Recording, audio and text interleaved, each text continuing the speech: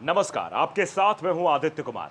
उत्तर प्रदेश में मुख्यमंत्री और उप मुख्यमंत्री के बीच चल रही तनातनी एक बार फिर से बढ़ती हुई दिखाई दे रही है।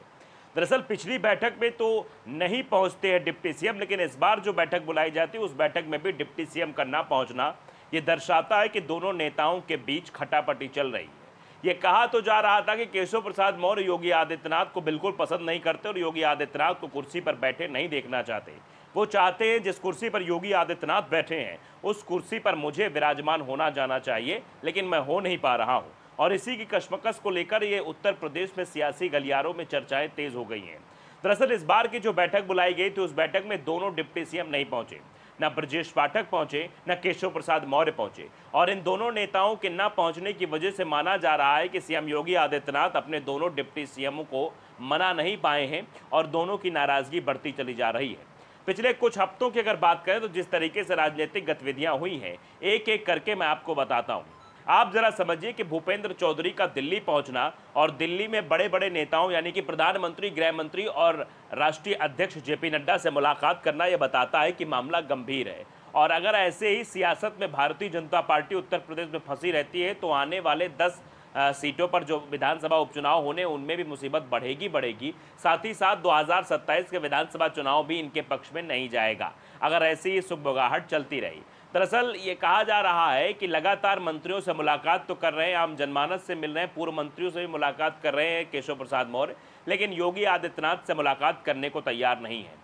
ऐसा कहा जा रहा है कि संघ भी इसमें बीच में आ गया है। संघ दोनों नेताओं के बीच समझौते को लेकर बातचीत कर रहा है कि दोनों नेताओं के बीच सुलह हो जाए। जिस तरीके से बार बार ये खबरें सोशल मीडिया और मीडिया के माध्यम से तैरने लगती हैं कि बहुत जल्द उत्तर प्रदेश में कुछ होने वाला है, बहुत जल्द ही सत्ता परिवर्तन कह लीजिए या फिर सीएम परिवर्तन कह लीजिए, कुछ ना कुछ तो ज़रूर होने वाला है। लेकिन कब होगा, कैसे होगा, इसकी क्या रूपरेखा तैयार की गई, अभी ये बात निकलकर सामने नहीं आ रही है।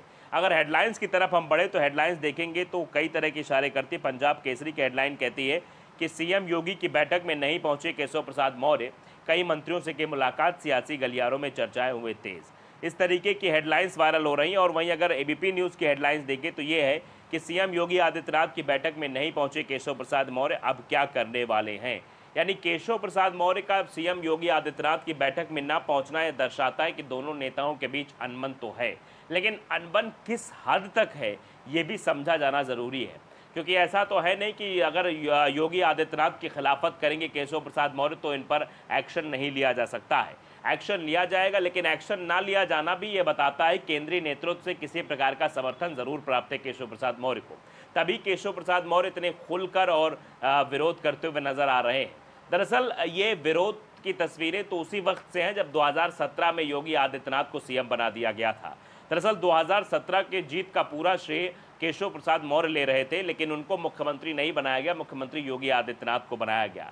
तब से उनके मन में नाराजगी का भाव उत्पन्न चल रहा था। 2022 चुनाव आते आते उनके मन में ये था कि कहीं ना कहीं उनको सीएम बनाया जाएगा, लेकिन फिर भी सपना टूटता गया और फिर टूटता ऐसे चला गया कि अब आने वाले 2027 में वो सीएम बन पाएंगे या नहीं बन पाएंगे, इस पर भी सवाल है।